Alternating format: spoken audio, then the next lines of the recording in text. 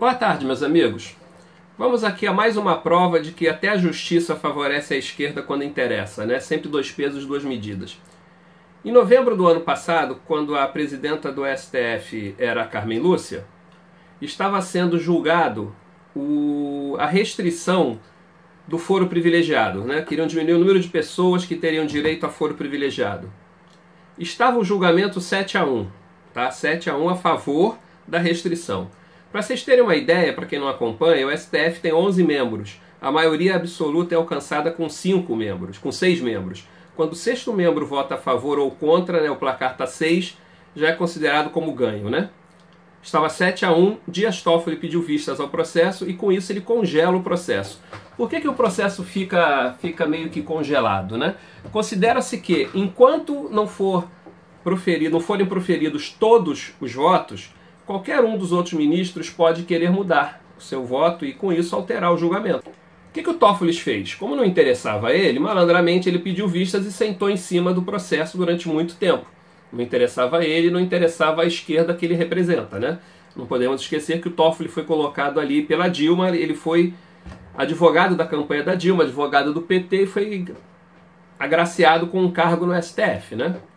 Mas vamos lá, o processo parou. Ontem estava sendo julgado o indulto de Natal que o presidente Temer teria soltado em 2017. A procuradora PGR, né, Geral da República, a Raquel Dodge, deu uma travada, só que estava durante as férias e monocraticamente a Carmen Lúcia parou por ali. Agora voltou-se a discutir o assunto, né? Beleza. Estava 5-2 a favor do indulto, né, do indulto ser válido. Chegou na vez do Fux, ministro Fux, e ele falou que ia pedir vistas ao processo. No meu entender como leigo, teria que ser congelado ali, pelo mesmo motivo que foi parado do Dias Toffoli no ano passado, né, quando ele pediu vistas. Acreditem se quiser, Celso de Mello, quase lambendo o saco do Fux, pediu para proferir o voto dele, porque o voto já estava pronto, seria um voto rápido, só tinha 8 tópicos, seria bem rapidinho. E ele colocou 6-2, tá? Ou seja, dando maioria. Os dois lacaios do PT, Marco Aurélio e Gilmar Mendes, urravam, brigavam, esperneavam de que já que a maioria foi alcançada, deveria ser aceito o indulto. E lá na frente, quando o Fux decidisse ou não o voto dele, ele proferisse o voto e o julgamento tivesse um fim, porque afinal já tinham 6. Rosa Weber, que tinha votado a favor do indulto, mas muito sabiamente ela falou, gente, mesmo eu tendo votado a favor do indulto, eu tenho que ter uma ética, eu tenho que ter uma lógica, porque se o voto do excelentíssimo ministro Baba-Ovo, lá do Fux, me fizer mudar de ideia, eu posso querer mudar o meu voto.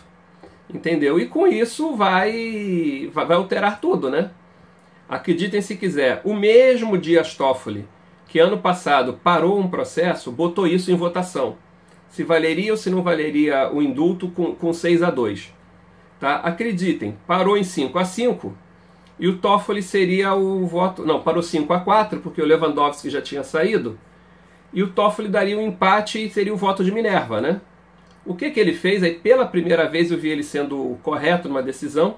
Ele pediu vistas para esse, entre aspas, julgamento se valeria ou se não valeria os 6-2 e travou o processo. Ou seja, o Fux vai ter que dar o voto dele para depois poder tudo ser destravado, né? Mas vejam só, ano passado o Toffoli pediu vistas 7-1 e o processo travou. Este ano, 6-2, 5-2, o Celso de Mello pediu para falar e mesmo assim foi-se votado se valeria ou se não valeria o placar de 6-2. Aí eu pergunto, né? Soltam os presos. Soltam os presos. 6-2. Lá na frente o Fux muda a cabeça de todo mundo e decide se prender as pessoas de volta. Isso é o quê? Isso é bagunça? Sabe, gente? É na mão desse povo que nós estamos. Boa tarde.